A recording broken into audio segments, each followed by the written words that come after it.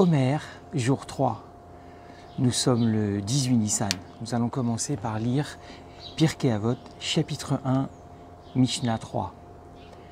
Antigone de Soro reçut la tradition de Shimon le Juste. Il avait l'habitude de dire « Ne soyez pas comme les esclaves qui servent leur maître en vue de recevoir une récompense.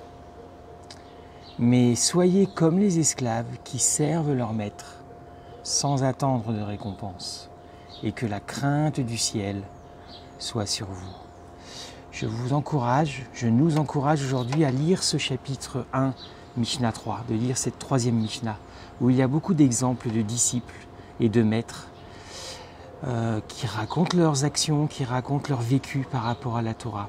Le point central, pourquoi je fais les choses. Est-ce que je suis désintéressé ou est-ce que je suis intéressé dans tout ce que je fais? Connaissez-vous Simon le magicien? C'était un homme du 1er siècle qui était concerné par la même question. C'est un homme qui, en regardant Philippe, en écoutant Philippe, s'est converti, a cru dans le Mashiach. Avant son changement, avant sa conversion, c'était un homme qui était très connu en Samarie. Il avait beaucoup de pouvoir, d'où son nom Simon le magicien. Et en Samarie, la croyance dans le Mashiach se répandait, les gens écoutaient Philippe, les gens changeaient, se convertissaient et changeaient leur manière de vivre et croyaient dans le Mashiach.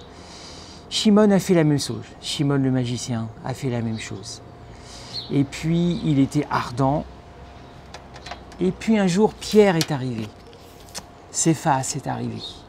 Et en Actes chapitre 8, nous pouvons lire ensemble la réaction de Simon, le magicien, ou Shimon, et de voir un peu la conséquence. Et vous retrouverez ici des échos avec la Mishnah 3.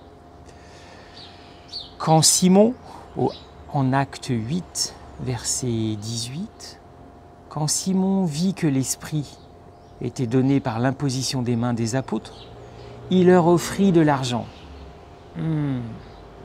La question de l'intérêt. Donnez-moi ce pouvoir à moi aussi, que celui à qui j'imposerai les mains reçoive l'Esprit. Simon n'était plus désintéressé. C'était un homme qui était habitué au pouvoir. Et là, il a ressenti quelque chose. Et il a demandé dans son intérêt quelque chose. Pierre, Céphas, lui répliqua « Écoutez bien, écoutons bien. Périsse ton argent et toi avec lui, puisque tu as cru acheter le don de Dieu à prix d'argent. Dans cette affaire, il n'y a pour toi ni part ni héritage, car ton cœur n'est pas droit devant Dieu. Repens-toi donc de ton mauvais dessein et prie le Seigneur. » La teshuva était encore possible pour Shimon. Peut-être, cette pensée de ton cœur te sera-t-elle pardonnée. C'était une pensée liée à l'intérêt. Je veux grandir, je veux retrouver le pouvoir que j'avais sur les foules en Samarie, avant que Philippe n'arrive. Je ne sais pas ce qu'est devenu Shimon. Shimon dit au verset 24, « Intercédez vous-même pour moi auprès du Seigneur, afin que rien ne m'arrive de ce que vous venez de dire. » On ne sait pas ce qu'est devenu Simon le magicien, mais on retrouve ici la question de l'intérêt. Pourquoi étudier la Torah? Pourquoi servir la Torah? Pourquoi être membre d'une communauté?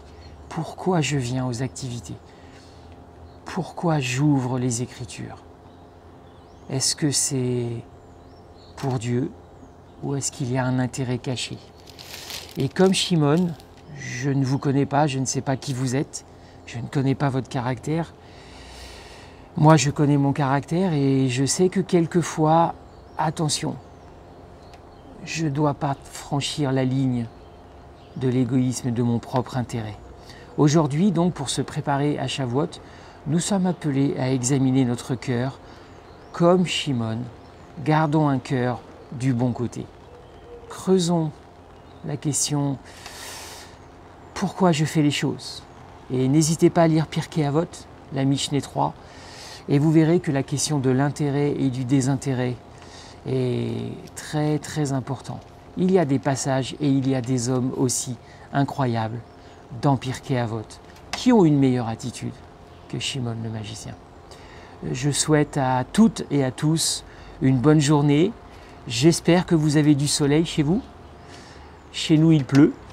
Mais passez une bonne journée et bonne préparation de Shabbat. Et on se retrouve demain. Bonne journée à toutes